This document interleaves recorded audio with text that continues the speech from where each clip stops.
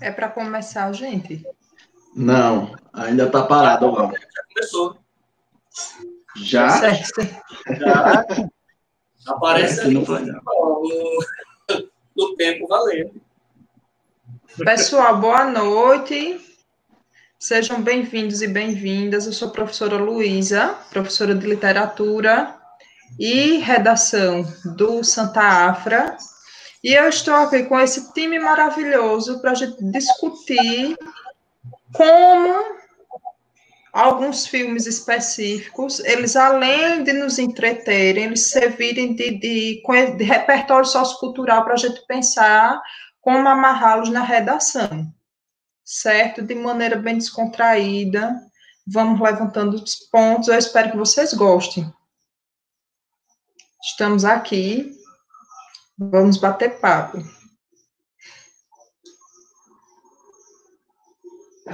Olá, galera, boa noite. Sou o Davi, para quem não conhece. Para quem conhece, o nome é o mesmo. Professor de História, estou aqui junto com essa galera, com essa Liga da Justiça, para debater com vocês alguns filmes e como usar isso, tanto para aprender história, como também para organizar ideias, usar como argumento em redações e questões abertas também, certo? Então, espero que vocês gostem. Que venham aí os próximos do time para se apresentar. Deixa a bola aqui quicando, pode pegar.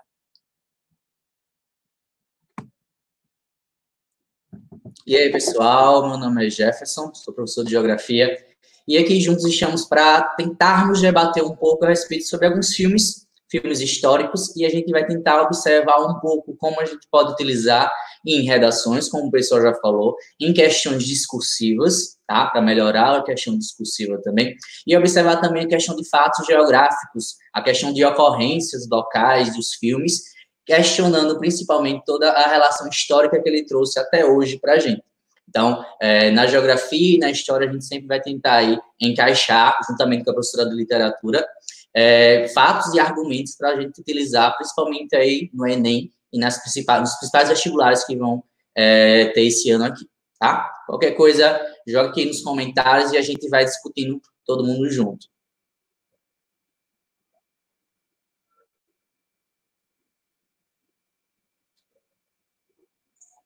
Professor de Geografia. Como o Jefferson falou, a gente está aqui para discutir e falar um pouco dessa ideia geográfica que permeia os filmes, né? Todo filme tem uma ideia geográfica, minha gente. Todo filme. A gente sempre vai conseguir tirar um contexto, seja ele físico, seja ele humano, a gente consegue fazer uma referência. E quando eu falar de filme, eu estou falando daqueles filmes didáticos, dos filmes que a gente assiste no cinema, de grande produção, no cinema de Hollywood, nos filmes de Hollywood, os filmes indianos, a gente consegue produzir. Não aqueles filmes impróprios, vamos dizer assim. A gente consegue trabalhar a geografia em tudo que é espaço. Então, fica atento, abre o cabeção para que a gente possa conversar mais. Eita. Boa noite, galera. Desculpa, mas não aguentei o filme próprio aí. Mas, enfim, pessoal, eu sou o professor Fábio, professor de História. Vim aqui juntamente com esse timaço para a gente discutir alguns temas importantes, alguns filmes importantes. E aí, como o Geraldo falou, em diversos filmes pode trabalhar geografia, e é lógico que aí, puxando a sardinha aqui, a história está em todo lugar, é a base de tudo, e é isso que a gente vai trabalhar hoje juntamente com outros profissionais. Então, a partir de filmes históricos, a gente vai debater com várias áreas de conhecimento, então vai ser muito proveitoso, porque além de mostrar o que o filme nos apresenta, a gente vai trabalhar o contexto, né? Para que quando você for assistir o filme, você passe a assistir literalmente sabendo o que é que você tem que ter de conhecimento básico para entender não só o filme, como o assunto de modo geral. Então, é isso. Vamos aproveitar ao máximo aí, espero que vocês gostem bastante.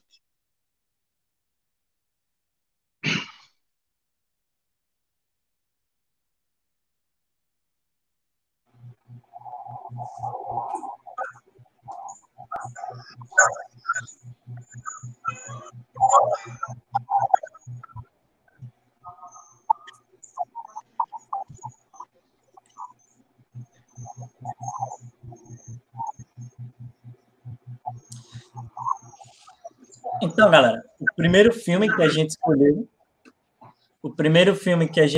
para o debate foi o filme O Físico, certo? Esse filme, ele se passa num contexto de Idade Média, um filme ali por volta do século XI. É importante a gente lembrar, para compreender o filme, quais são as principais características dessa Idade Média, que a principal que a gente vai perceber no filme é a questão do monopólio do conhecimento por parte da Igreja Católica. Então, no filme, isso fica bem claro, porque ele é um embate muito, digamos que, forte entre o científico e o lado do senso comum. Então, é muito importante vocês compreenderem esse contexto de Idade Média para compreenderem o filme. No começo do filme, o protagonista principal, que é o Robbie, ele acaba tendo a mãe morta por uma doença chamada doença do lado. E aí, galera, lá no filme ele é apenas obrigado a aceitar essa doença do lado. Por que ele é obrigado a aceitar? Porque toda doença daquele período era um castigo de Deus. A galera não tinha esse senso de investigar, de buscar a doença, então tinha todo esse contexto de ser um castigo de Deus. O que fica bem claro no filme é esse embate entre senso comum e igreja junto com a religião. E aí eu trago o Fábio para dar uma ajudada nisso. Contribuição dele. E aí, Fábio?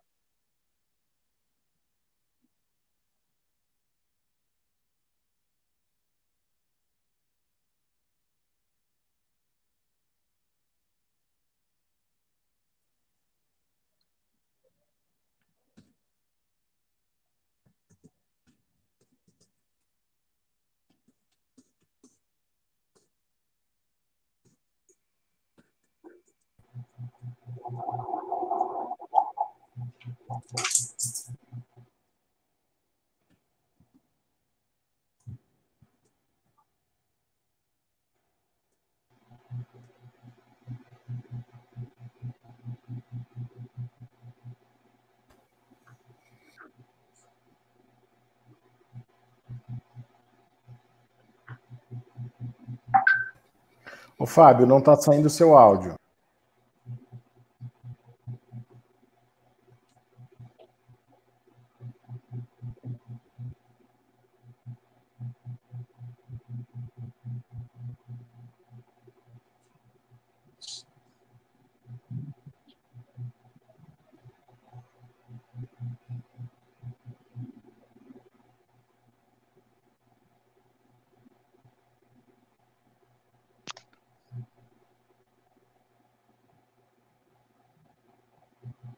Então, dando continuidade a essa parte histórica, enquanto o Fábio resolve um problema interno, o filme também se passa, galera, muito claro, essa questão do monopólio da igreja, para vocês perceberem como as baixas sociedades se viravam, porque se a gente for lembrar bem o contexto de Idade Média, era um contexto ali de uma sociedade tripartida, entre clero, nobreza e os camponeses. E esses camponeses, eles se viravam através da figura do barbeiro.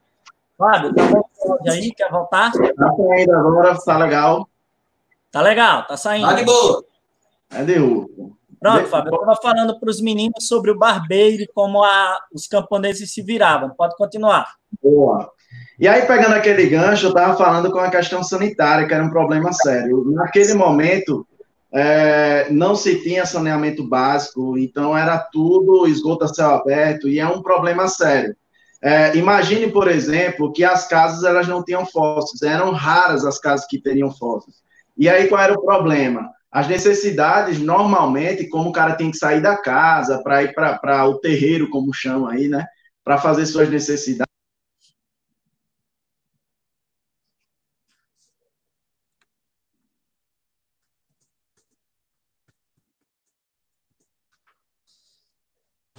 Como o Fábio estava falando, tem essa questão, galera, deles saírem para fazer suas necessidades em casa. Para vocês terem a noção dos costumes maravilhosos da Idade Média, era você fazer suas necessidades em uma bolsa, um saco, e acabar lá jogando na rua. Então, tu imagina, você passeando lá com a tua mina pela Idade Média, porque ele chega de cocô pela mão. Então, toda essa questão higiênica ajudava a propagar doenças, certo? E como essa galera tinha um senso muito comum, porque eles não tinham acesso à ciência, isso piora ainda mais. Imagina essa situação caótica. Condição sem conhecimento básico para lutar contra isso. Tá legal? Então, galera, tá legal, Fábio?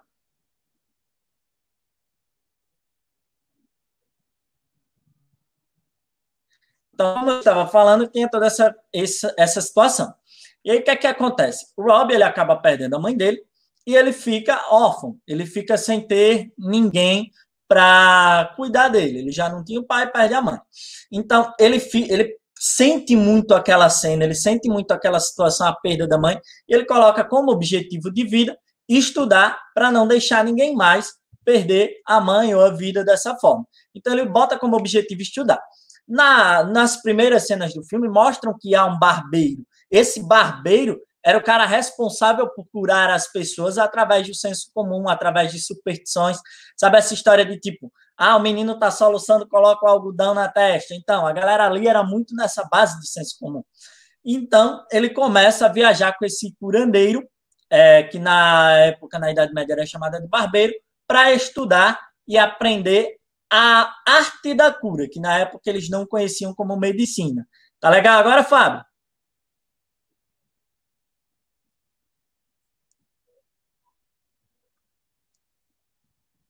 Sai nada aí. Agora saiu.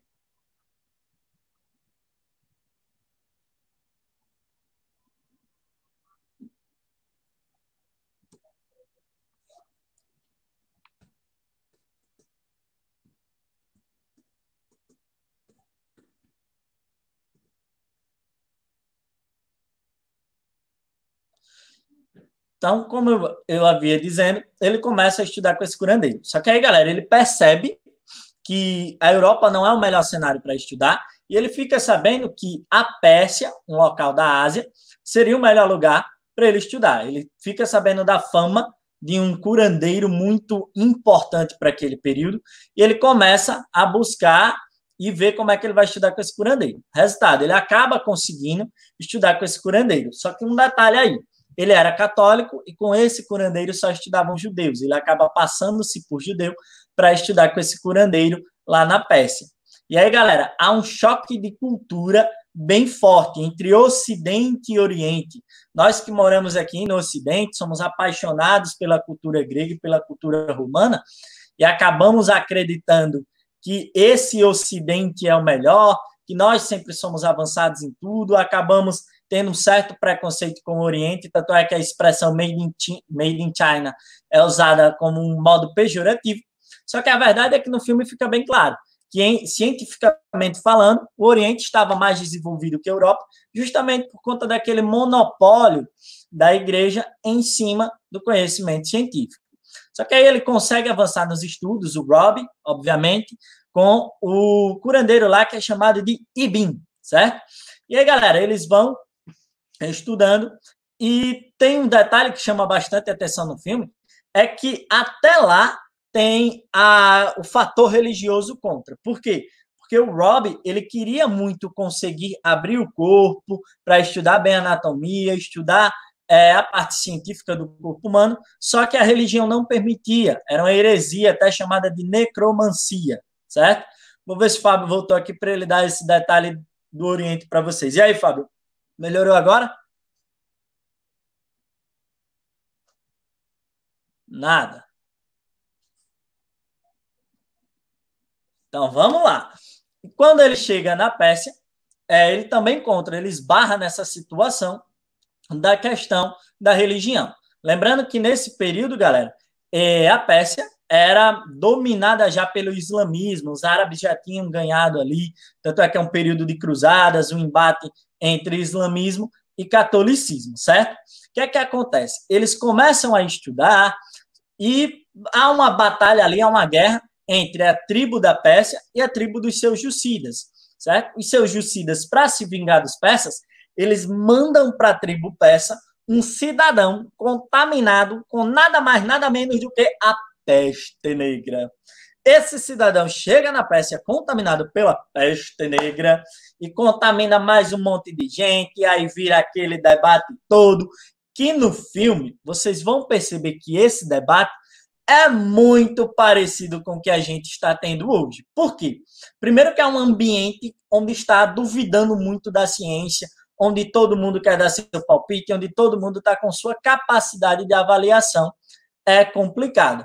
Então, há um embate ali também entre ciência e política, como está tendo hoje. Que embate é esse? Numa das primeiras medidas que eles tentam tomar para resolver a situação, o Robbie Rubin, que é o professor do Robbie no filme, ele chega para o Shah, que é o líder persa ali da região, e ele diz o seguinte: olha, meu parceiro, a gente vai ter que evacuar a cidade porque está dominada pela peste, a população está assustada, o melhor é evacuar a cidade.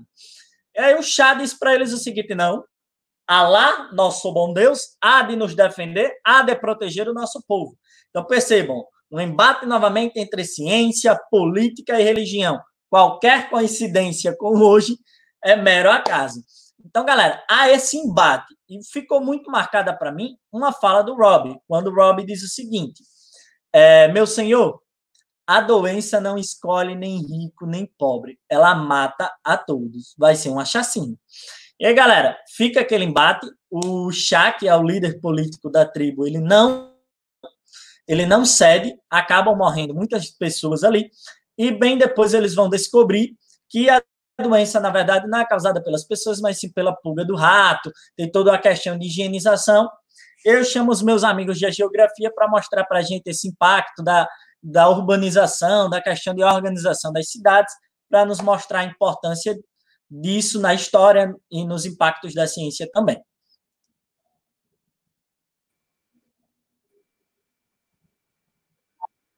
O interessante do filme é que a gente vai ver no contexto histórico do século XI a formatação de uma maneira muito mais clara daquilo que a gente chama de processo de urbanização. Né? É a partir desse período, é a partir desse momento que as cidades elas começam a surgir de maneira mais clara, só que com um detalhe: essas cidades elas são fortificadas. Existe uma proteção, porque aí a gente vai pegar o contexto medieval, o contexto de guerra e de defesa do palácio, né, e vai mesclar esse contexto com outras 3 características que existem, e a gente começa a entender isso naquilo que é urbano hoje. A ideia de comércio, né, a ideia de salário, de moeda, quando se começa na Idade Média ali da Europa a se trocar mercadorias por uma moeda, por um valor, e não simplesmente a troca de objetos, e o mais importante que é a ideia urbana. Até então, a gente vai pegar as grandes cidades com uma quantidade muito pequena de pessoas, 5 mil, 8 mil pessoas. A partir do século XI, a gente vai encontrar na Europa cidade com 20 mil pessoas. A grande exceção vai ser a França, que tinha ali mais ou menos 100 mil pessoas, né, e era a cidade que brilha realmente desse período histórico da Europa. Né, é onde a gente vai ter os grandes formadores de opinião, é onde a gente vai ter as principais áreas de formação educacional, lembrando, para um grupo específico, não para a sociedade toda. Né, e essa realidade ela vai trazer um outro elemento da geografia, que é justamente na questão agrícola, onde a gente tem a ideia de rotação de culturas, para que a gente vá ter no processo agrícola 2, 3, 4 plantações ao longo do ano, fazendo com que o solo possa render mais. Meu querido Jefferson. Sim, diga aí. A rocha, Negão. Pronto, aí todo esse processo que o Geraldo comentou aí sobre essa questão da rotação de cultura, era muito necessário, principalmente naquele período, que eles tinham que fazer o próprio cultivo, né? A gente sabe que o ser humano, depois que deixou de ser nômade, se tornou sedentário, ele tinha que começar a cultivar o seu próprio alimento, criar seus próprios animais. E aí, como o Fábio estava falando na partinha da questão comunitária, quando a gente vê essa relação da urbanização, da formação de cidades, e aí o Geraldo falou das cidades fortificadas, a gente consegue perceber no filme que as casas são próximas umas das outras, as ruas são muito estreitas, e, consequentemente, o Fábio até tocou no assunto lá, e o Davi também comentou, não existia questão sanitária, né? Não existia fossa, o pessoal jogava as coisas pela janela, então, consequentemente, proliferava de forma mais rápida a questão das doenças. E aí, no filme, a gente consegue ver bastante isso, à medida que ele faz toda a viagem, ele sai da Europa até chegar na Ásia.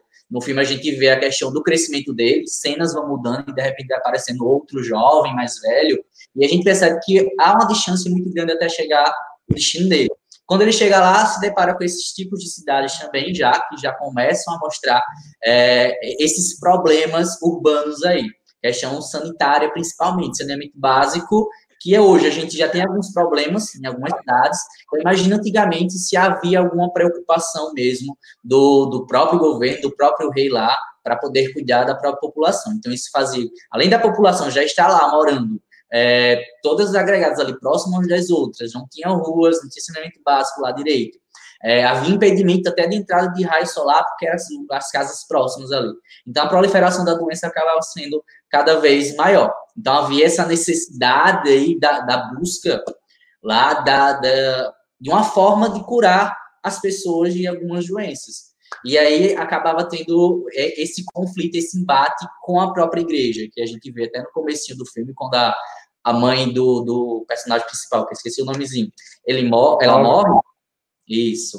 Quando ela morre, na verdade, quando ela está prestes a morrer, já tinha, quando o menino chama o curandeiro, o rapaz, o padre já estava lá, alguém da igreja já estava lá, e quando ele chega lá, ele disse, se ele já está aqui, então, simplesmente não tem mais nada para fazer. Então, ele já colocava, a igreja já estava ali colocando o ponto final na história dela. E aí começa toda essa busca dele. E aí a gente vê ao desenvolver, quando a gente vê a questão da urbanização das cidades, todos esses problemas urbanos que acabam aumentando a questão das doenças. E aí, por isso, a busca dele de tentar encontrar uma forma para tentar curar e ajudar as pessoas. E a gente vê acontecendo muita proliferação cada vez mais rápida. Pelas pessoas já terem se tornado sedentárias, morando todo mundo próximo ali, acabava que a doença passava cada vez mais rápido para o próximo.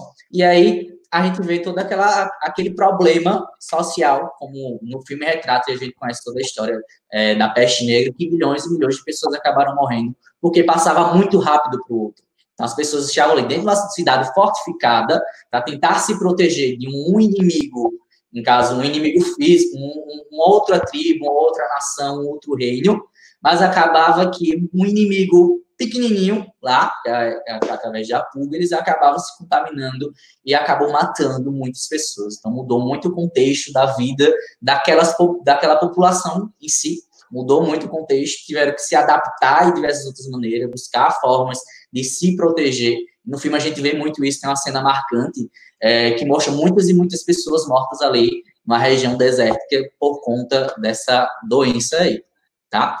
E aí eu passo aí para outro professor que quiser tratar, Fábio, e agora segue. Vamos testar para ver se vai. O Geraldo estava mangando na minha cara aqui, dizendo que era cinema mudo, né? Porque não estava pegando de jeito nenhum. Mas, enfim, agora tá legal. Tá, né, meu filho? Ô, João, por favor, se for possível, afaste um pouquinho o Geraldo, porque a testa dele tá pegando toda a tela e não tá conseguindo aparecer muito, não. Agora melhorou. Enfim, galera. Pegando esse gancho aqui do Jefferson, a peste negra ele foi um problema muito grande, e aí eu vou também puxar aqui um assunto que a gente pode discutir. Infelizmente eu tive que sair, não sei se vocês já chegaram a abordar esse tema, mas enfim, diante de tantos problemas, o que chama atenção é de fato a peste negra. Não sei se a Armânia já conseguiu entrar, mas ela vai dar uma contribuição muito grande nisso. Caso ela não consiga agora, a gente vai trabalhar isso mais para frente. Mas qual é um problema? Entrou aí. Qual é um problema que a gente conseguiu identificar com o filme, por exemplo? A gente trabalhando a ideia do contexto, e é isso que eu falo muito para vocês, você não precisa saber dia, mês e ano, mas você trabalhando os períodos, você vai perceber algumas falhas. Entre elas, no filme, ele está girando ali no século XI. Mas a peste negra, o seu maior momento, o seu pior momento, que é o que o filme evidencia ali, foi indo para o século XIV. né? Então, o filme ele já tem esse errozinho aí de período. Então, o que era que eu queria puxar, inclusive jogar a bola daqui a pouco para a Armânia, com relação à própria peste negra, porque ela era uma doença que, assim como o Covid, que a gente está vendo agora, se proliferava de forma bem rápida, né? Só que ela não tinha, como é que eu posso dizer, ela não era em tese tão danosa, tipo, tinha muita gente tinha gente que pegava achando, e aí qual é o detalhe? Os caras, é pelo ar, acabou se isolando um pouquinho, é praga divina. Tinha, inclusive, padres que iam para determinadas vilas, aqueles, acho que o Geraldo, ele vai saber melhor o nome dos padres que se escoteavam, né, e geravam feridas, e acabavam visitando para fazer a bênção lá naqueles caras nas vilas, e tinham contato com os ferimentos. E aí as bactérias passavam, e isso proliferava de tal forma. Então, assim, a peste negra, ela era danosa nesse sentido. Quem pegava a peste negra, com um negócio de 2, 3 dias, sofrendo pra caramba, o cara morria. Então, era algo que era devastador, literalmente. Então, assim, a gente poderia comparar, inclusive, com o descrédito. Qual é o problema que a gente tem comparando ali no final da Idade Média? A questão da ciência, que em tese não era tão avançada, os cientistas não sabiam muito como, os cientistas da época não sabiam muito como resolver aquele problema, e, enfim, acabava vindo as explicações, e as explicações que vinham eram as mais bizarras possíveis, entre elas, a Igreja Católica, como se colocava, como é que eu posso dizer, detentor do conhecimento, né, explicava a realidade social, acabou dizendo que seria provavelmente devido aos pecados. Isso é um problema sério. Na atualidade, por exemplo, a gente tem esse problema que rolou lá na Idade Média, a gente vai ver outros períodos, mas qual é o problema que a gente tem hoje? A gente tem uma ciência avançada, com todos os problemas que a gente está tendo para tentar identificar, mas mesmo assim a gente tem, por exemplo, a ideia do isolamento, que é algo que diminui aí essa proliferação. Mesmo assim, a galera hoje faz pouco caso para a ciência, e, infelizmente, muitos líderes políticos acabam incentivando esse descrédito, e, enfim, a gente tem o que tem aí proliferando cada vez mais. Armânia, procede que tinha essa dificuldade na Idade Média para tentar identificar de onde vinha, e a gente tem essa dificuldade hoje para dar esse crédito à ciência? Com certeza. O que acontecia na época só tem uma leve diferença em relação ao que acontece hoje. O desenvolvimento tecnológico e científico, essa é a diferença principal. Mas a questão do dar crédito continua muito semelhante. Muito do que acontecia na época era devido à influência da igreja, que ela era presente em todas as áreas que se imagina. Então, ela não tomava conta apenas do espírito dos seus paroquianos, dos seus seguidores. E isso não se trata apenas da questão da Igreja Católica, não. A Igreja como um todo, certo? Na época, eu creio que não estou dizendo nada fora do que vocês já falaram, ela tinha um poder muito grande. E uma das coisas que era presente, muito presente, era a questão de não poder mexer no corpo. Até mesmo para você fazer o tratamento do doente, tinha que ter todo um protocolo, mas não era um protocolo de saúde, não era um protocolo de evitar piorar a doença, nem era um protocolo de melhorar a condição do paciente. O protocolo era em relação às regras impostas pela igreja. Como vocês falaram, os barbeiros eram os médicos e dentistas da época. Então, eles não só faziam a barba, como eles arrancavam os dentes, como eles iam lá, eram ortopedistas, eram cardiologistas, eles eram todas as especialidades médicas possíveis. E, apesar disso, ou talvez por conta disso, o alicate que ele usava para cortar a unha dele, ele usava para arrancar o dente se estivesse à mão. Então, higiene era uma coisa que não existia.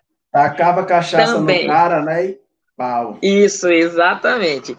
Anestésico era uma coisa desconhecida. Apesar deles usarem desde sempre, a gente sabe que desde os povos antes de Cristo, que se usam as ervas para curar, para fazer remédios, mesmo assim eles não tinham tanto conhecimento. E muito desse conhecimento era bloqueado pela igreja. Como a igreja impunha muitas regras, o que é que acontece? Você não podia abrir um cadáver, você podia fechá-lo, mas você não podia abrir. Você não podia abrir um cadáver nem ver o que tinha dentro, certo? Então, era mais uma exacerbação da questão do corpo ser um templo.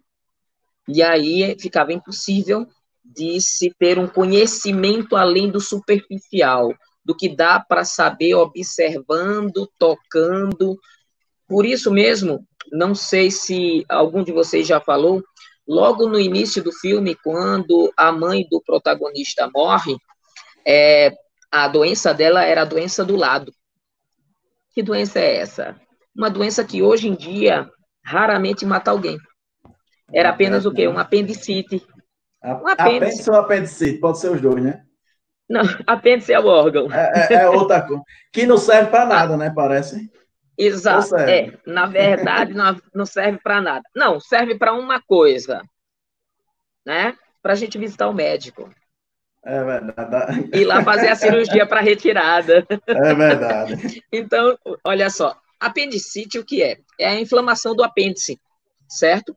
E é uma coisa que a gente sabe que dá para evitar, exceto quando é de natureza genética. Há uma predisposição genética para isso. Mas se não houver uma predisposição genética, dá para evitar tranquilamente. Questão de alimentação, de exercício físico, de cuidados. Oi. Procede que esse órgão que, em tese, não serve para nada, existem estudos mais atuais que dizem que lá fica bactérias que servem para digestão ou não? Sim, sim. Na então, verdade... não é tão miserável assim, não, né? Não, não. Na verdade, é o seguinte, ele é um dos órgãos vestigiais. Evolutivamente, ele tinha uma serventia maior. Ele servia mais para a gente. Por quê? Porque se você lembra lá dos hominídeos, do que é que eles se alimentavam? Eles cozinhavam? Não. Fruto, né? Então ele comia comida crua. Então ele arrancava lá o mato, comia, caçava o animal de qualquer jeito e ia cru mesmo. Então essas bactérias, esses micro-organismos, eles estavam ali presentes para auxiliar na digestão dessa matéria que era ingerida in natura.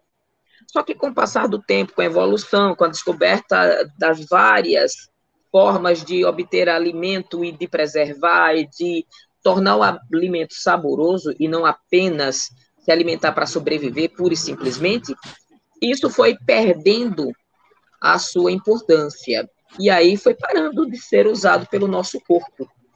Ainda hoje tem bactéria lá? Tem. Tem sim. Uns dizem que essas bactérias são residuais, outros dizem que são bactérias que deveriam estar lá mesmo. Bom, vamos esperar que eles cheguem a uma conclusão. Mas a certeza é que elas existem, elas estão lá. E são elas que causam problema quando o alimento se acumula naquela região, certo? Esse filme, inclusive, ele trata muito bem da questão fisiológica, ele cita muito a fisiologia. Nesse ponto, ele é primoroso. E tem aquela discrepância de época mesmo que você falou, eu creio que usaram da liberdade que o cinema tem de agregar assuntos, embora não siga a cronologia bem corretamente. E aí ele aborda a questão da peste negra. Ele tem morrido com quase 200 anos. Só.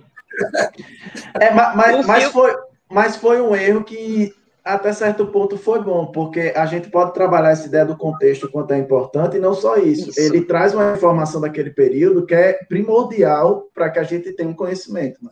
Que é a peste negra. Exato. Porque, olha só, a questão, a Idade Média, ela começa poucos anos depois de Cristo, aí os professores de história sabem mais do que eu, século V. Isso, e termina lá no século XV, não é isso? Ou estou errada? Isso, do 5 ao 15. Pronto. E aí o que é que acontece? A peste negra foi exatamente em torno do século XIV, século XV que ocorreu. E o que é que acontece? mais especificamente foi no século XIV, e ela foi se estendendo, mas conseguiu exterminar de 75 a 200 milhões de pessoas, pouca coisa, quase nada, Quase nada, né? bobagem, Então não chegou não ao século XV.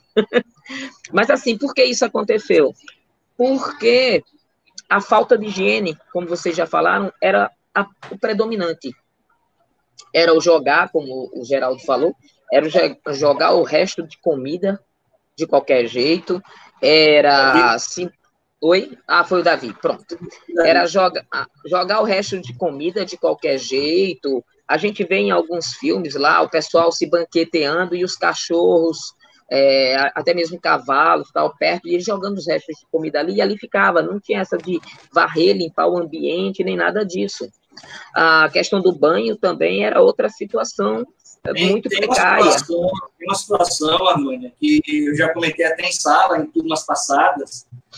Quando a gente fala de higiene, por exemplo, a ideia de voltar de uma festa de casamento sem trazer um pratinho, né, sem trazer uma lembrancinha doce, uma lembrancinha salgada, essa ideia ela vem lá do século XI, XII, quando os nobres iam para as grandes festas do palácio, muitas vezes iam apenas o casal, e para levar o lanche para a família, para as filhas, para os filhos, o que é que esses nobres faziam? Eles pegavam a comida e colocavam dentro da bota. Vamos lembrar que a bota ela ia até o joelho. Então, eles guardavam ali na bota, do jeito que estavam, festejavam, cantavam, dançavam, voltavam para casa, quando chegavam em casa, literalmente, soltavam, abriam a bota, descalçavam a bota e jogavam a comida na mesa, e todo mundo ia à mesa para comer aquele pratinho. É uma tradição que a gente traz até hoje. É um costume que a gente traz até hoje. Graças a Deus, não colocamos na bota. Tá? As mulheres, elas não colocavam na bota, elas colocavam no busto.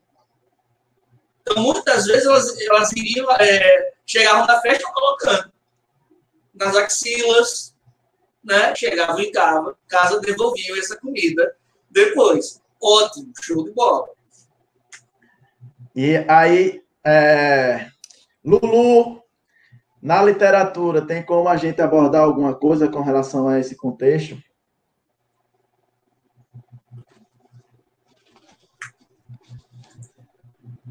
Temos sim.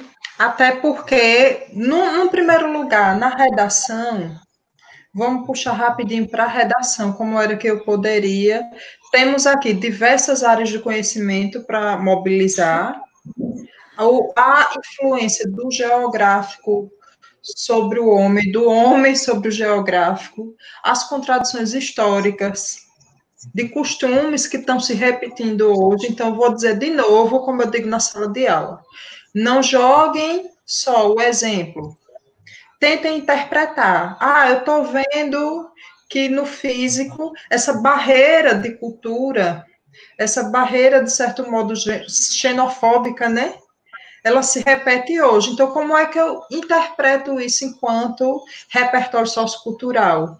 Se está parecido com hoje, ou diferente de hoje, por que está? Quais são as razões? É uma razão sociológica? É uma razão que vem do fundamentalismo religioso? Então, tentem interpretar. Outro aspecto interessante, além dessa interpretação, como é que eu faço essa interpretação? Comparando, eu posso, além de comparar, eu posso trazer uma citação histórica, eu posso lançar um questionamento. Veja que há vários operadores textuais que você pode lançar a mão para abordar o tema que o livro, o tema e os subtemas que o livro, calma, o filme vai trazer, sem simplesmente só jogar no estilo vai que cola. Me lembrei do filme, vou jogar lá. Sim, interprete, bebê. Vá, lindo, se jogue. Parta para ser feliz. No aspecto literário, o que é que nós temos com o físico? Eu não sei se vocês sabem, mas o físico é baseado no romance homônimo, de um jornalista chamado Noam Gordon, The Physician, que existe um erro de tradução, para a gente veio como físico, mas a tradução correta seria o médico. E se vocês quiserem e puderem, é um livro excelente, até porque o camarada, o autor, além de ser escritor, ele é jornalista, então ele faz uma pesquisa histórica, ele se debruça sobre, pega textos medievais, grandes nomes do medievalismo, para estudar, por exemplo, temos um estudioso morto, infelizmente, do tempo medieval, Humberto Eco. Ele leu Humberto Eco para sentir o clima daquela época, para trazer isso tudo para o livro. Mas perceba, se vocês quiserem ter o PDF, vocês podem encontrar o PDF fácil, encontrar ele barato para ler. É interessante perceber, tanto no filme quanto no livro, como esse personagem central, ele se apropria da capacidade de ser um médico diferenciado. Tá, o barbeiro foi o meu mentor, me formou, mas a partir das minhas observações, inclusive pelo choque de cultura, judeus cristãos, Ocidente e Oriente, a partir das minhas observações, o que é que eu descobri de conhecimento em mim? Eu preciso abrir um corpo. Eu preciso do conhecimento anatômico, eu preciso ter coragem. E isso no livro, como ele traz isso, é muito interessante, que aparece no filme, de que maneira, que eu peço direto para vocês. Prestem atenção no jogo de luz.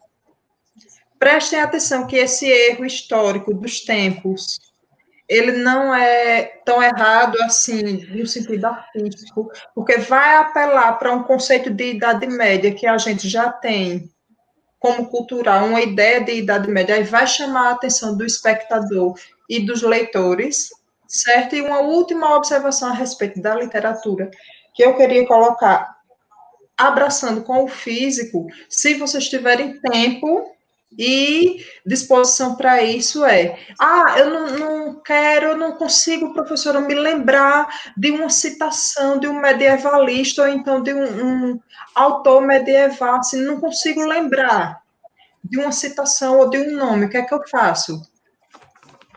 Leiam sobre. Aí o que é que eu indico sobre um romance ficcional, assim como o Físico, que deu no filme, outro romance ficcional naquele entorno da Idade Média é O Nome da Rosa, do Humberto Eco, que também virou filme. Então, é legal para construir o texto e construir a caixinha de conhecimentos vivos de vocês trabalharem com essa pegada da comparação. Vamos comparar como o Humberto Eco apresenta o medieval em O Nome da Rosa e como é que ele está em O Físico. No livro, no filme, certo? É questão de abrir a cabecinha e aproveitar, porque ambos são duas produções maravilhosas, tanto para o cinema quanto para a literatura. Certo, meninos e menina? Oi. Pegando esse gancho que você falou da temporalidade, né, que o personagem principal ele caminha, se a gente vai pegar ali o século XI, a gente vai estar vivendo o período das cruzadas. O pessoal da história sabe muito bem disso daí, né, é um conflito pesado. E tem um detalhe geográfico que é importante a gente estar atento. Os cruzados, eles eram chamados também de franceses ou de frange, né? Não simplesmente por conta da França, mas porque uma grande parcela dos cruzados que iam até o Oriente, eles eram do norte da Europa. Eles estavam geograficamente localizados, então eles tinham uma estrutura física, eles tinham uma característica geográfica muito comum. Tanto é que a gente não vai ver uma grande quantidade, os meninos podem me confirmar isso, de espanhóis e de portugueses que participaram das cruzadas. Eles ficaram com outros desafios, com outras dores. A gente vai ter português nas cruzadas, a gente vai ter espanhol, tanto que o grande paradigma da brincadeira histórica de Portugal é a história do Cavaleiro Negro, que foi um rei que decidiu ir para as cruzadas, foi alertado para não ir para as cruzadas e acabou morrendo para lá, mas o povo português até hoje acredita que ele pode voltar, isso virou poesia, virou conto, virou Exato. Dom Sebastião, virou conto, conto poético lá em Portugal. O Fábio estava falando sobre os padres que se mutilam e mutilavam as pessoas, são os exorcistas, Fábio. Não é exorcista, não. É outra nomenclatura. É aqueles que eram tipo uma espécie de promessa. Não seria o exorcista, não. Eu esqueci o termo.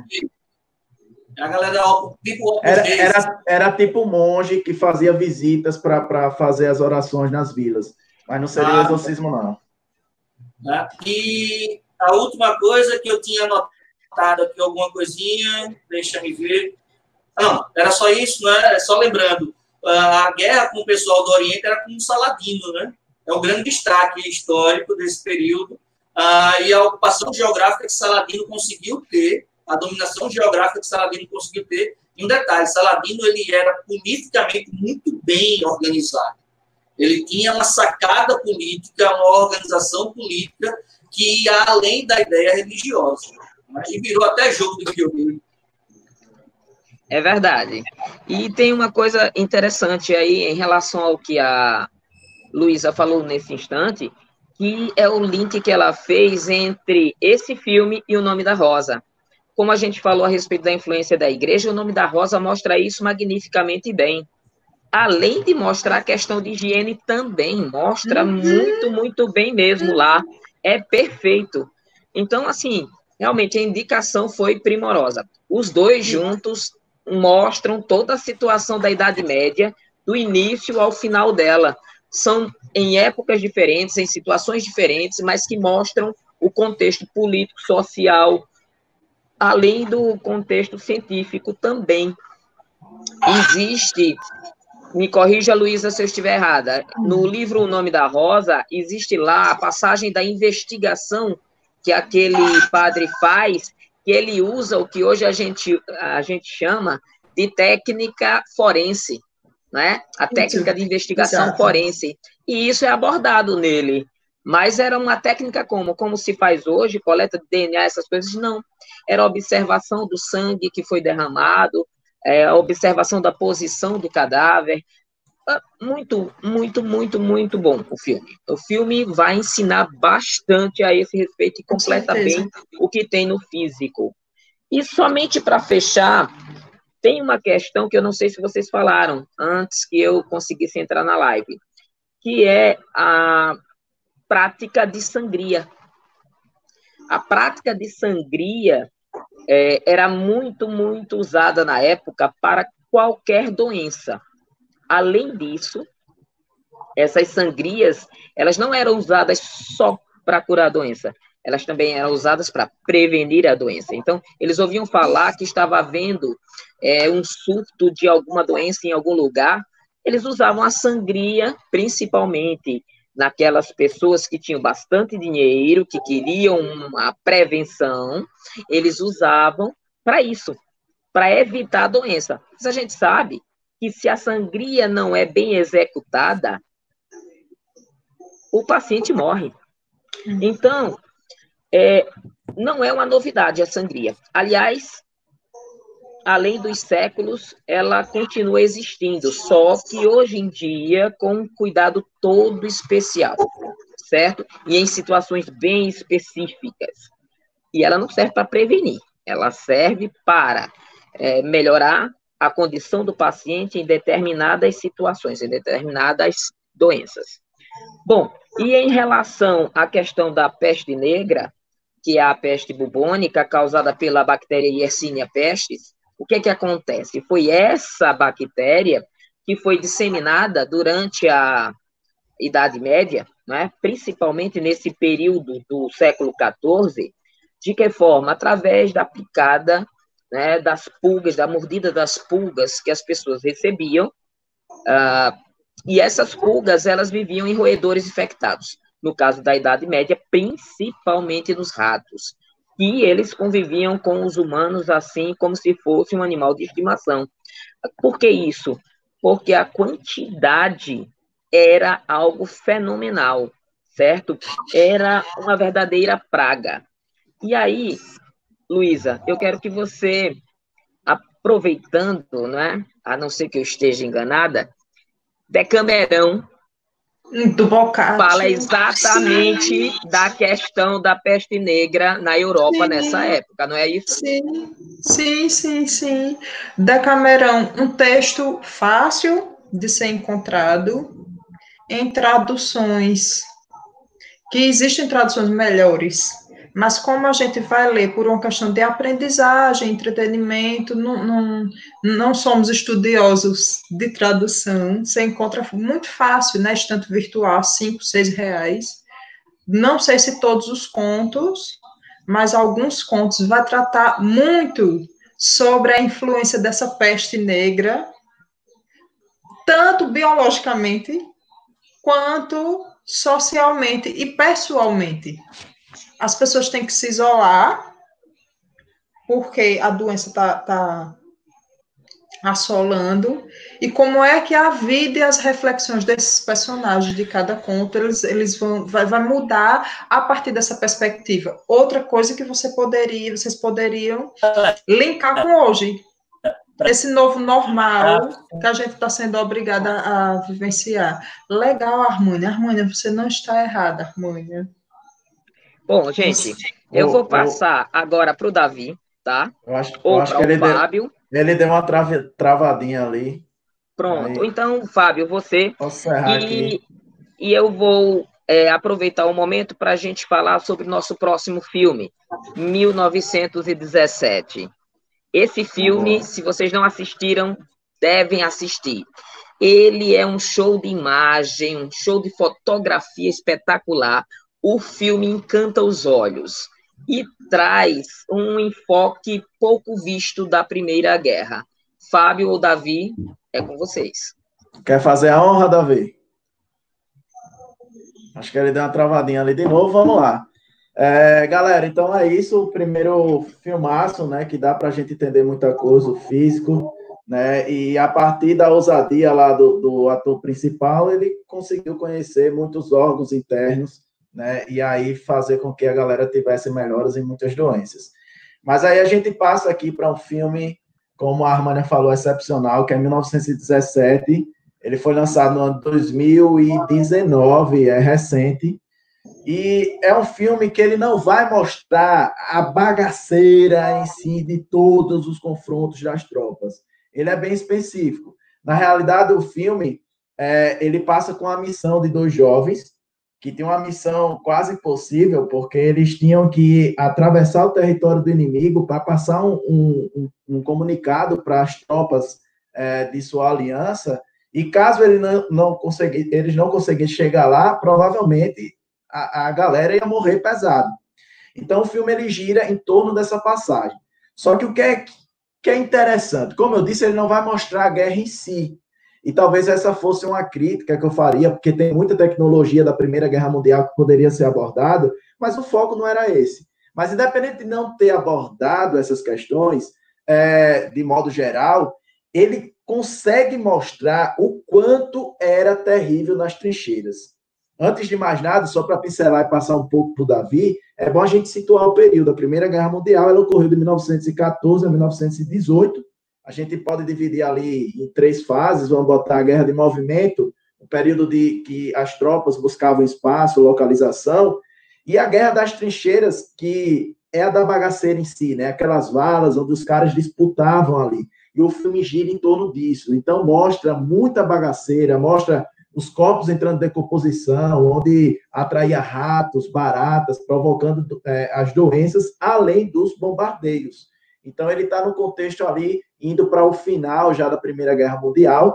Eu queria passar para o Davi para ele acrescentar mais uma coisinha, para daqui a pouco a gente falar mais especificamente de alguns problemas que o filme aborda, outros não, mas que é interessante a gente falar, inclusive, com os outros profissionais. Chama, Davizinho! Beleza, valeu. Como o Fábio disse, galera, o filme ele poderia ter se aprofundado muito mais em toda a questão que envolve a Primeira Guerra Mundial, em toda a problemática. Só que aí, curioso, que eu só fui pesquisar o porquê que ele não se aprofundou. O diretor ele se baseou para fazer o filme num relato contado pelo avô dele que lutou na Primeira Guerra. E aí o filme ele é muito bom, mas muito bom, para você saber de uma coisa e sentir outra. Saber muito bem o que era a guerra de trincheiras, como era a estrutura da trincheira, porque eu sei que você é aluno. Quando a gente apresenta a trincheira na aula, você deve pensar, hã? Como assim? Uma vala cavada no chão.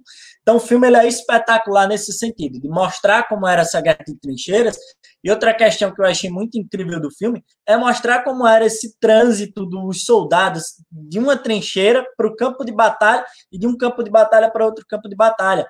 Eles passam ali pela terra de ninguém, porque, tipo, a gente tinha uma trincheira aqui, outra trincheira aqui. Entre elas ficava a terra de ninguém. E eles passam pela terra de ninguém com um medo desgraçado da pega.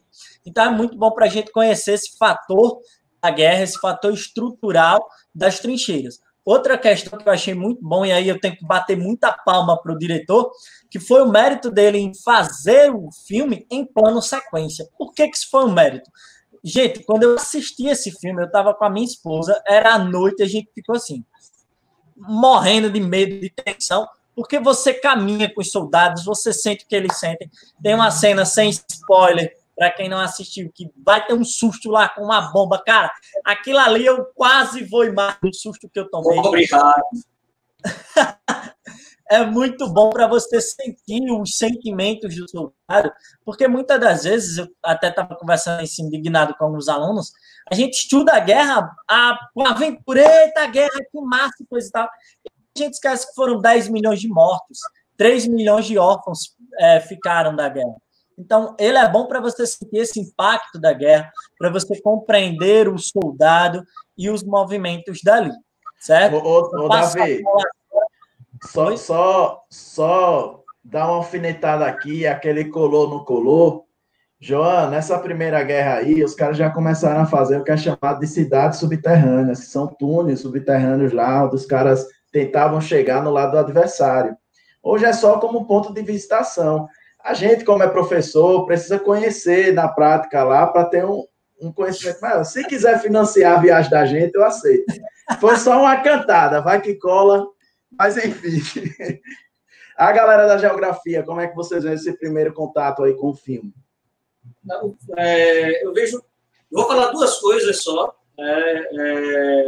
A Primeira Guerra Mundial é provavelmente a última guerra, corpo a corpo, que a gente vai ter no Ocidente.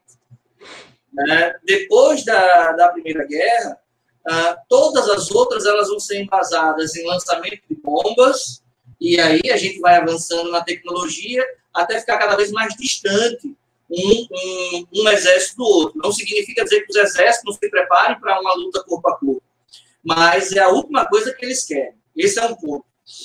O segundo ponto é que quando a gente vai pegar, por exemplo, o trecho final do filme, quando ele tem que fazer a entrega da carta, ele passa por uma vegetação que é rasteira, que é uma vegetação muito comum no sul do nosso país. Aqui a gente vai estar chamando de pampa, lá eles vão chamar de estepe ou pradarias, tá? E essa característica de vegetação é uma característica em que a gente tem um clima mais ameno, onde a gente vai ter uma temperatura mais baixa, se comparado com o clima que a gente tem no nosso país, aqui na região Nordeste, por exemplo. E quando a gente vai falar de vegetação de estepe, pradarias, pampa, chaco, lá no Chile, a gente tem que lembrar que é uma vegetação que tem uma quantidade mínima de árvores, é uma vegetação bem típica de gramíneas, né?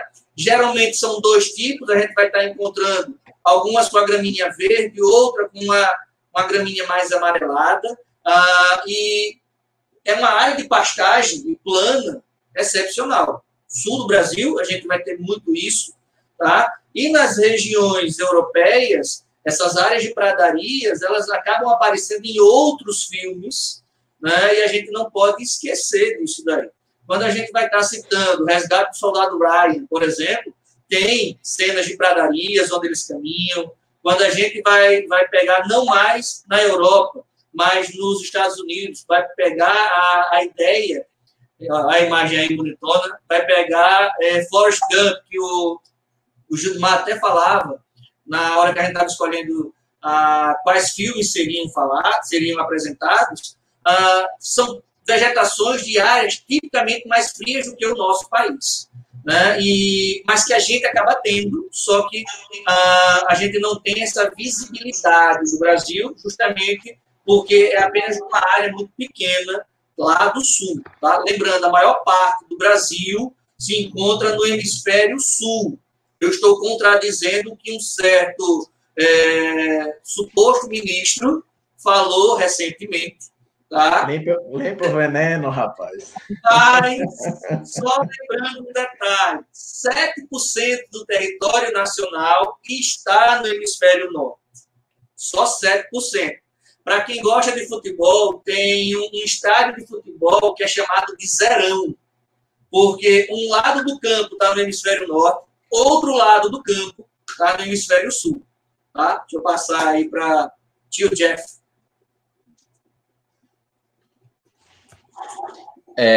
Observando todo esse contexto geográfico aí que o Geraldo falou, quando a gente vai assistir o filme, a gente vê que o deslocamento que eles fazem, os dois soldados, a princípio, no começo, né? Eles passam por diversos tipos de paisagem, né?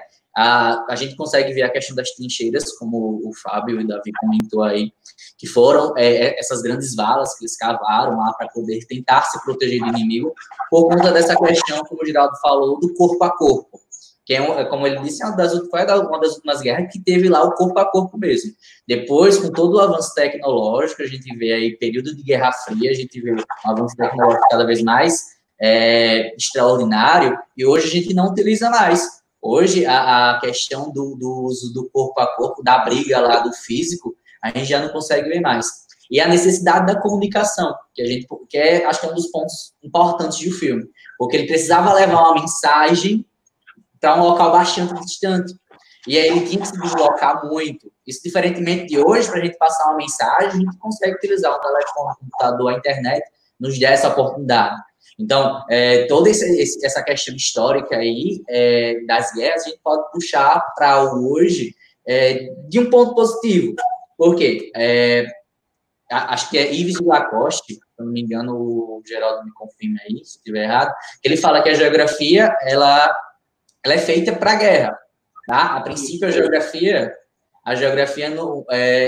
era mais assim, voltada para o Estado, principalmente para criar estratégias. Principalmente quando a gente for recordar mais anteriormente mesmo, assim, no desenvolvimento das civilizações, eles sempre estavam buscando ter novas terras, novos territórios, porque aumentava o seu poder, tá? Em frente às outras nações. E aí essa questão das guerras, o surgimento das guerras, também é essa relação de imperialismo, essa necessidade de mostrar um poder maior do que os outros.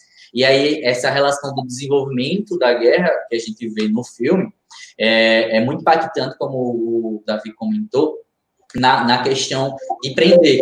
Acaba prendendo a gente, que a gente acaba vivenciando juntamente com eles ali aquele momento histórico ali, né? Então, ao longo do filme, a gente consegue ver vários fatores geográficos que vão interferem hoje no nosso dia a dia, que acabaram passando por todo esse processo de transformação. E hoje, a gente, se tiver uma terceira guerra mundial, raramente, eu acho que quase que impossível, a gente vai ter um combate corpo a corpo, né? A gente vai usar mais raramente bombas, a gente tem lá a questão de latitude e longitude, escolhe um lugar certinho e atinge uma bomba lá. Então, o filme acaba trazendo para a gente esse contexto dessas mudanças que a gente trouxe até hoje aqui no dia a dia.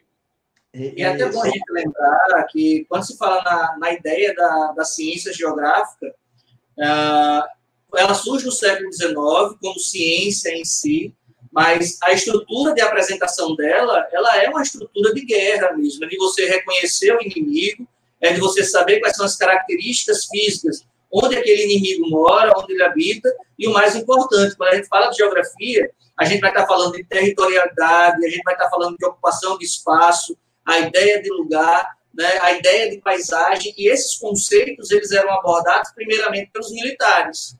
Então, para que você pudesse entrar numa guerra, não tinha simplesmente a ideia de conhecer só o inimigo, você tinha que conhecer o ambiente. Isso fica muito claro tanto na Primeira Guerra Mundial, quando a gente vai ter alemães tendo prejuízos no período de inverno, passando fome no inverno, como a gente vai ver isso ainda mais grave na Segunda Guerra Mundial. Os caras levaram cacetada na primeira, chegam na Segunda Guerra, na Batalha de Stalingrado, levam uma cacetada ainda maior, muito porque deixaram de prestar atenção em conceitos geográficos, conceitos climáticos. Os caras morreram de fome e morreram de frio.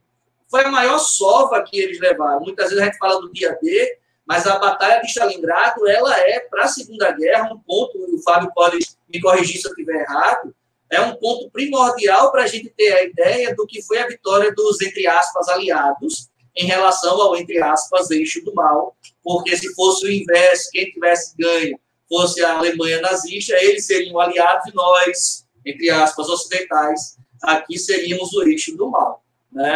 Tem que estar bem claro isso daí. Aí, eu queria acrescentar aqui um gancho, pegando o que vocês falaram da questão do corpo a corpo. Eu vejo a Primeira Guerra como esse período de transição mesmo, até porque ali já surgia várias tecnologias já para a guerra, coisa que não era utilizada anteriormente. Então, você pega, por exemplo, a utilização do avião, né, que já, além de você visualizar ali, montar a estratégia, você poderia já começar a jogar bomba. A gente tem o gás mostarda, a metralhadora, que é algo pesado, já começa a ser utilizada aí. Então, imagina o que antes era, aqui chamava, na minha terra, era 2 tiros e uma carreira. Você dava 2 tiros e corre, porque você não conseguia mais. A metralhadora saía varrendo todo mundo. Então, é algo que já tem um poder devastador muito grande. No final da guerra, começa a ser utilizado também o tanque de guerra. Então, perceba que a gente já tem tecnologia, se a gente for avançadas, né? Principalmente se a gente compara com o período anterior.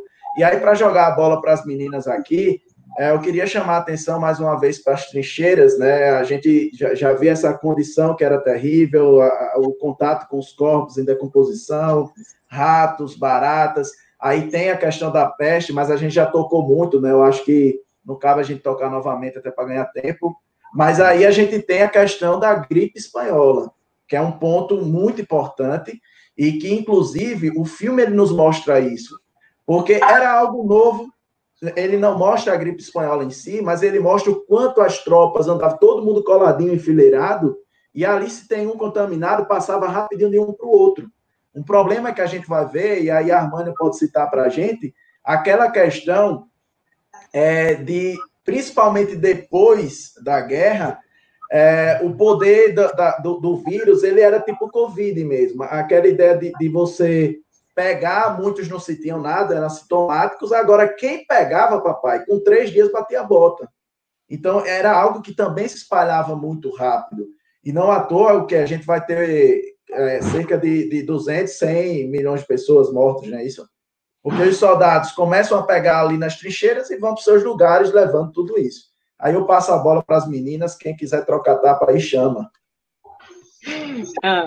Fábio, foi em torno de 40% a 50% de pessoas que morreram de gripe espanhola, isso em 2 anos dessa gripe.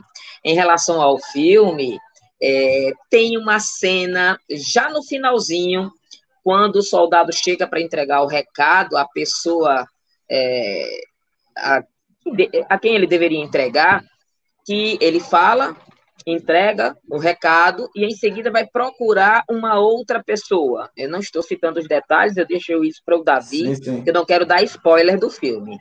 Mas o que é que acontece? Quando ele procura esta outra pessoa, certo? Ele entrega a ele um recado do irmão, tá? E nesse momento que ele chega lá para entregar o recado do irmão, mostra que aquela pessoa a quem ele entregou o recado do irmão estava gripado. Mostra ele assoando o nariz. Perceber.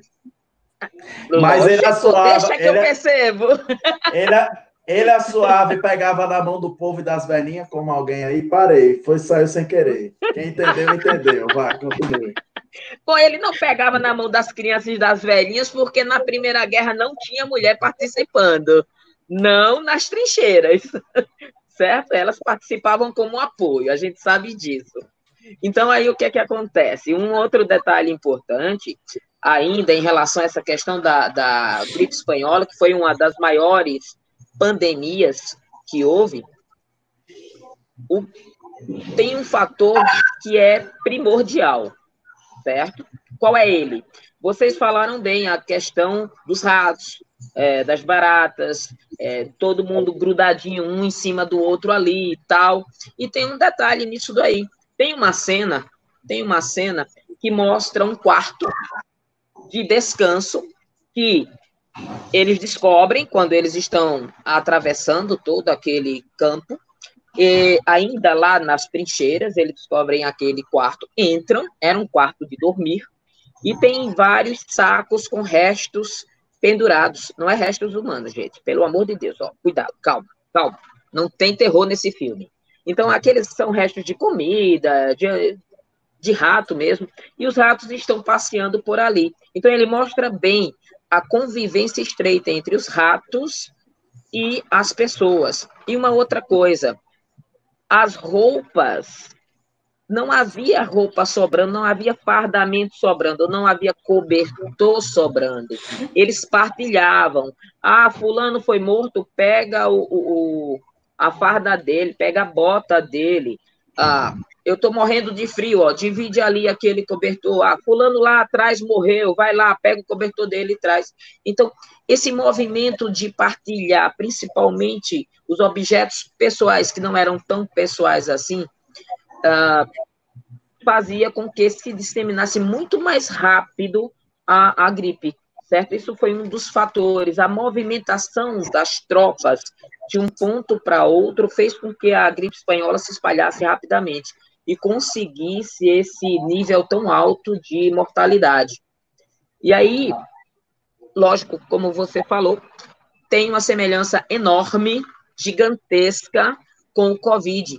Ele também, né, a gripe espanhola também afetava de forma intensa a respiração das pessoas. Muito do que acontecia era a incapacidade de respirar. Durante o trabalho de contenção da doença, uma das coisas que se verificou foi que começaram a usar a máscara, mas como muita gente hoje faz, eles usam a máscara como? Colocam a máscara aqui e deixam o nariz a descoberto. Eu já encontrei um monte de gente na rua com a máscara cobrindo a boca e o nariz a descoberto. Oi. Eu não vou mentir, não. Essa semana deu vontade de dar uma pisa no veinho. Porque o veinho tava com a máscara na testa. Eu digo, meu senhor, faça isso não. E se eu lhe disser, Fábio, que eu cruzei com uma pessoa... Se eu lhe disser que eu cruzei com uma pessoa usando a máscara no cotovelo, eu acho que ele pensou que era capacete de cotovelo. Pois é, tem disso. E assim, se trata de uma gripe, a disseminação é feita por quê? Pelas gotículas de saliva, pelas gotículas que saem, inclusive, da nossa respiração, quando muito próxima. Por que o distanciamento de 1,5 a 2 metros? Exatamente por isso. Se você espirra, eu acho que todo mundo já passou pela situação de espirrar sem estar gripado, de espirrar e tomar um banho, né? Sentir o espirro molhar a parte superior do corpo. Então, você imagine, se a sensação é essa, no espirro, por conta de uma irritação no nariz, você sente como se tivesse tomado um banho, imagine você gripado, você espirra, a distância que essas gotículas não vão, transmite o vírus, de forma muito fácil. Então, era o que acontecia. Passou muito tempo até eles entenderem que eles deveriam cobrir o nariz também. Então, usar a máscara cobrindo toda a parte do trato respiratório, nariz e boca. E aí, sim, começou-se a controlar a doença, os casos foram diminuindo até que conseguiu conter, conseguiu resolver. Oi. Se você me permite, eu queria colocar 2 pontinhos aqui. Posso? Pode, deve. Já me atrapalhou, né, desgraça? Então... Não atrapalhou. Eu ia para outra coisa agora. Mas aí eu queria só chamar a atenção para a questão do nome, né? Que, por exemplo, fala-se muito gripe espanhola, aí a galera acha que começou lá. Só que a curiosidade que se tem é porque existia a censura de guerra, até para a questão da moral dos soldados, e aí os caras que estavam na guerra não era permitido vincular nos jornais a questão da gripe, ou se tratar de fraqueza dos soldados e tal. Enquanto a Espanha ela se fez neutra, então eles tinham uma liberdade maior de ter trabalhos acadêmicos, científicos, e não só isso, divulgar nos jornais. Então, como eles divulgavam com maior intensidade, a galera começou a associar que começou lá. Mas não, na realidade ninguém sabe onde começou aquilo, né? O fato é que foi se espalhando. E um outro ponto que eu queria chamar a atenção, você falou, já estava encaminhando ali para a questão da possível cura, eu queria chamar a atenção para a questão do Brasil, né? A gente, na Primeira Guerra Mundial, foi basicamente com envio de médicos, né, para ajudar lá no tratamento, só que qual é a questão? Não só esses médicos quando retornaram, mas o navio estrangeiro que parou aqui no Brasil, e passou geral com intensidade, principalmente nos grandes polos, Rio de Janeiro, São Paulo. E a situação do Rio de Janeiro era tão precária que não tinha nem caixões para colocar a galera. Como aquela ideia do índice lá, as fake news que já existiam também na época, com outro nome, né? Mas, enfim, os caras acabavam inventando história que não é nada, não chegou necessariamente a dizer que era uma gripezinha, mas dizia que não tem tanta intensidade. E aquilo foi passando, a ponto de ter corpos empilhados nas ruas, apodrecendo, esperando o carro do governo para levar a galera. Os coveiros eram mortos e pegavam os caras na rua ou até prisioneiros para fazer aquelas valas coletivas. E não à toa, eu fiz uma live um dia desse com o Titio Wilkley, e a brincadeira que eu tirei é que a única coisa boa disso daí foi que surgiu a caipirinha. Porque nessa ideia de fake news, qual era a cura que os caras disseram nessa agora do Covid, que tomar cachaça passa. Mas qual é o detalhe? Nessa época não era mentira também. Os caras diziam que era cachaça, o limão e o mel. E aí não curava nada e acabou gerando aí a caipirinha. Entra como curiosidade, mas enfim, a questão é, o que eu queria chamar mais uma vez, mesmo a gente tendo esse passado, tendo como referência a questão do isolamento que contribuiu para melhorar, hoje em dia, infelizmente, a galera não aprendeu e continua desmerecendo tanto a ciência como medidas que servem para frear até que venha a possível cura. É isso mesmo. E a questão da caipirinha, realmente foi isso aí. Era uma das receitas que o povo passava adiante, ignoravam os médicos e passavam adiante, era que deveria tomar uma dose de cachaça com limão e mel, que estaria, curadíssimo da gripe. Coisa nenhuma, né? Morreu um monte de gente nessa brincadeira. Pegando essa ideia da gripe espanhola, a gente tem um período histórico no nosso país em que era chique para o escritor morrer muito jovem. Não é, Luísa? Com certeza. Então isso tem um nome bem bacana em relação a isso. Então, muitos autores morreram com 20, 30, 35 anos no máximo, né? Que período é esse? O romantismo, né? Até por questões... Veja só, era como eu estava comentando com o Davi, com os meninos antes da live começar, o romantismo, ele não é circunscrito, como a gente pensa, ao sentimentalismo. Ele é um movimento que vai começar na Alemanha, em 1700 e alguma coisa, lá no final, a partir do movimento pré-romântico de Tempestade e Ímpeto, ele atinge a filosofia, a economia, a história, e por causa da falta dessa condição de saúde, que se tem, a convivência com o rato, vamos tomar uma até o dia amanhecer, porque é romântico eu ir é bonito, é grande eu ir para a janela da minha amada e fazer aquela serenata e levar chuva e calor. E as doenças chegando, a tuberculose chegando, outras doenças vicárias chegando também. Então, com o tempo que essa escola ela se desenvolve, porque cada país tem o seu romantismo, né? A Alemanha, ele é mais puxado para o sentimental religioso. A França é mais puxado para o sentimental social. A gente tem o Victor Hugo com Os Miseráveis, a gente vai ter o Théophile Gautier com o Mergulho no Eu. O Brasil tem essa pegada mais natural, mais nacionalista. Né? Nós somos um país independente, mas precisamos ser independentes também na nossa literatura. Então, o que é que acontece com isso? O que é que nós temos com isso de interessante? Não foi um movimento pequeno em tempo. Conforme o tempo foi passando, foi se tornando chique, foi se tornando um símbolo de sacrifício, de heroísmo, você morrer por amor à sua pátria, por amor a alguém dessas doenças, e morrer muito jovem. Aqui nós temos Castro Alves, nós temos Álvares de Azevedo, nós temos José de Alencar, que passou dos 40, morreu com 48 anos. No entanto, a gente, se vocês lerem as biografias do Alencar, vocês vão ver que ele sofreu muito em alguns períodos de produção devido à tuberculose. Nós temos na música Chopin, que morreu de tuberculose e hoje descobriu que além dela foi fibrose cística. Então, tem essa grife, né?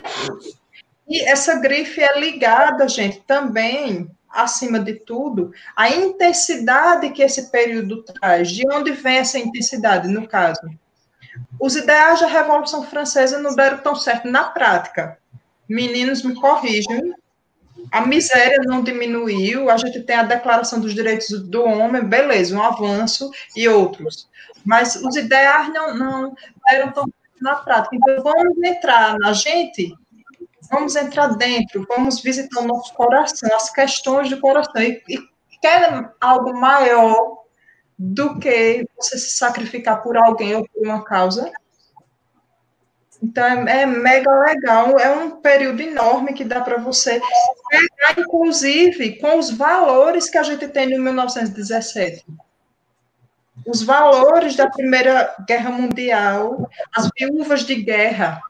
Aí eu indico, já adentrando no filme, eu indico como um texto de apoio, digamos, a série Dalton Webb, a segunda temporada de Dalton Webb, contempla muito da Segunda Guerra Mundial, da Primeira Guerra Mundial, que é um material, é um período histórico que a gente não tem muito material sobre isso, se você for comparar com a Segunda Guerra. Ela pega as razões por que a guerra eclodiu, como essa guerra atinge os grandes nomes da sociedade e as pessoas comuns como nós. É excelente. Pega a gripe espanhola um pouco, que foi a questão da profilaxia, dos sintomas, e outro texto que eu acho interessante sobre a Primeira Guerra Mundial, gosto tanto de Segunda Guerra que ela está na minha cabeça. Esse texto aqui eu anotei até o nome de vocês, baseado em fatos reais, tá? Um livro de contos chamado Homens em Guerra, de um autor que se chama Andreas Latzko. Agora, era inédito no Brasil, agora é preciso estômago, viu? Porque ele escreve contos sobre momentos de batalha. Durante a batalha, depois da batalha, então é preciso muito estômago. Ele rasga mesmo, como é que a gente fica depois. Aí outro paralelo que a gente pode tecer. Nosso psicológico hoje, como é que está? Devido ao isolamento, devido a essa pulverização de informações. Nós não temos um líder, uma figura de liderança para dizer, faça assim. Um dia A diz, faça assim. Outro dia, B diz, não é mais assim. Então, isso no inconsciente coletivo, essa ausência de liderança faz com que o nosso psicológico seja abatido. E isso vai aparecer tanto em Dalton Webb quanto no livro do Latzko. Fácil de ser encontrado pela Amazon. Alencar é romântico, Luiz? Alencar romântico, Alencar maravilhoso. Romântico produziu de 1857 até 1877. E deixou coisas acabadas que eu espero que saiam ano que vem na obra completa. E aí, Luísa, pegando a sua fala aí, eu acho bonito morrer por uma causa e tal, mas se tratando de guerra, não conte comigo, não. Eu só vou com uma condição. Eu já disse, eu sempre digo isso. Independente do governo que for. Se o governo for do meu lado, aí eu vou. Porque tem uma frase marcante, se eu não estou enganado, de um soldado da Segunda Guerra Mundial, que é genial. Ele diz o seguinte: a guerra, ela acontece por jovens que não se conhecem, não se odeiam e se matam, amando de velhos que se conhecem, se odeiam, mas não se matam. Então, a quem interessa a guerra na maioria das vezes? Porque o soldado vai morrer. E aí, quem vai ficar para usufruir depois?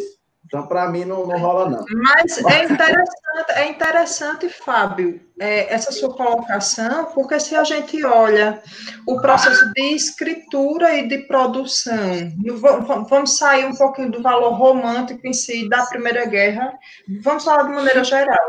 Se você vê o processo de escritura e produção e publicação de autores como Alencar, como Dostoiévski principalmente porque ele foi condenado à morte por divergência política.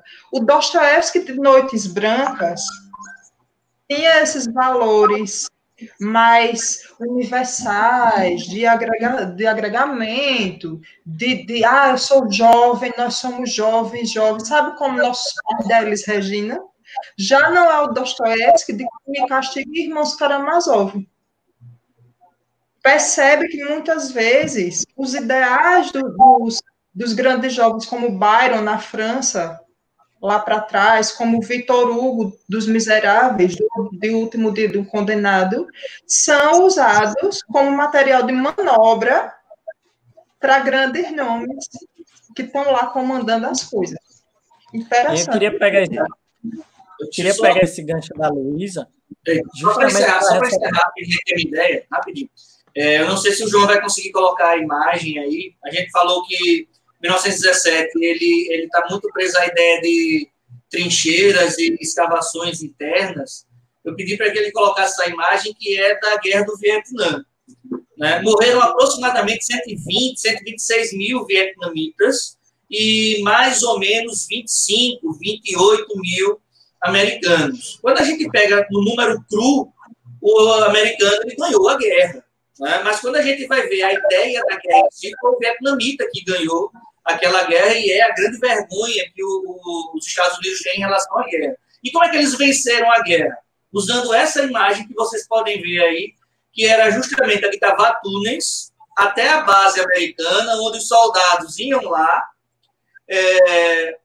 mandavam as mulheres vietnamitas levar as sacolas com areia para fora do acampamento, distante do acampamento, e de uma hora para outra eles surgiam à noite no acampamento americano, metralhando todo mundo ou jogando bomba em todo mundo. Então, eles geraram, entre outras coisas, nos soldados norte-americanos, pavor, medo, né, e o desejo de fuga dos norte-americanos para fora daquele local, ele se tornou algo grandioso. E aí eu indico um outro filme, que é Platoon. Para mim, em termos de guerra do Vietnã, é o melhor filme para a gente poder entender o que foi o massacre da guerra. E, Davi, fala aí, depois eu quero acrescentar só uma paradinha para a gente encaminhar. Tranquilo. Eu queria pegar o gancho do que a Luísa falou, dessa questão de arte, para citar uma frase legal, que diz que a arte é o melhor antidepressivo que existe. E aí, por que eu queria pegar isso? Porque, galera, durante o filme 1917, fica muito claro a tensão, o questionamento que aqueles jovens estão fazendo à guerra, pegando o gancho do que o Fábio falou. Eles começam a pensar se aquilo realmente vale a pena. Então, fica duas lições minhas finais de 1917. A primeira, a arte é o melhor antidepressivo que existe. Então, não assistam só um filme por assistir. Assistam um filme, primeiro, para estudar aquilo dali. Segundo, para contemplar aquilo dali. porque aquilo que chegou pronto na sua TV, na sua tela, levou muito trabalho, mas muito, muito mesmo. Então, usa a arte para refletir para você também. E aí, o segundo ponto que eu queria pegar era a questão psicológica, a questão emocional. Não é à toa que depois das grandes guerras e Guerra Fria, a gente tem uma explosão de depressão e outras doenças mentais no mundo, porque essa geração de soldados foi gerando essa geração que chegou até nós. Então, é bom a gente repensar isso também, certo? Então, fica essas lições finais aqui.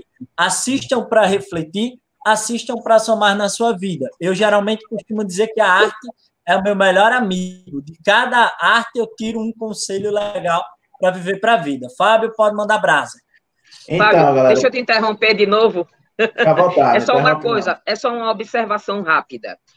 Como se falou aí do romantismo, das doenças na época e tudo mais e tal, na Primeira Guerra, só para frisar, não havia antibiótico e muitos soldados morriam devido às infecções causadas pelos ferimentos, pela mordida dos ratos, por qualquer outro motivo que gerasse infecção, eles morriam e morriam fácil. Não existia antibiótico nem nenhuma forma de debelar essas infecções. Fábio, é com você.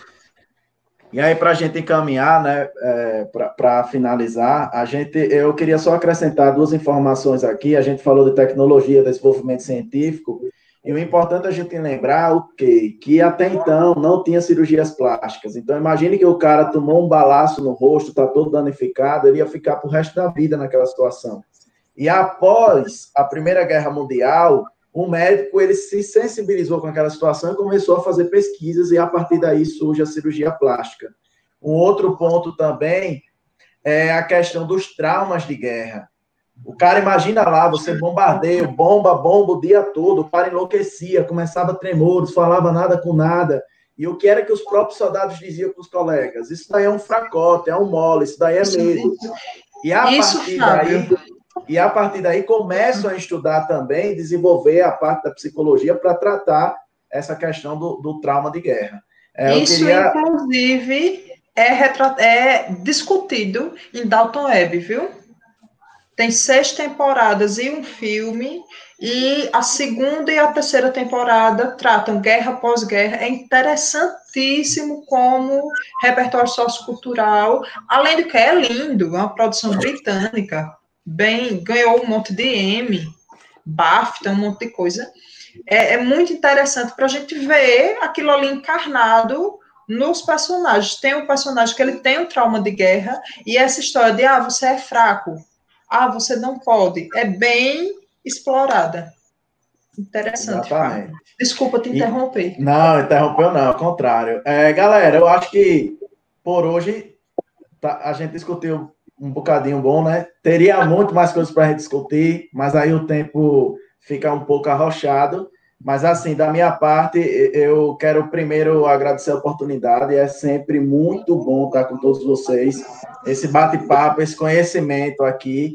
E, enfim, sempre que puder, me chame. Aí a gente vai dando as alfinetadas, vai que o João libera aí essa viagem que eu citei, para a gente conhecer melhor na prática e vir mais afiado. Meus queridos, quero agradecer quem estiver assistindo. João, obrigado pela oportunidade. Quero agradecer a todos os colegas pela aula que eu recebi aqui hoje. Muito obrigado, galera.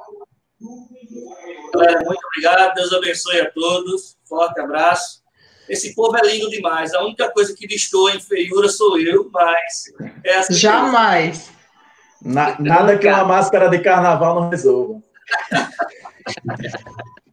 Tchau, gente. Agradeço Até uma muito, próxima. pessoal. Tchau, galera. Valeu. Obrigado a todos.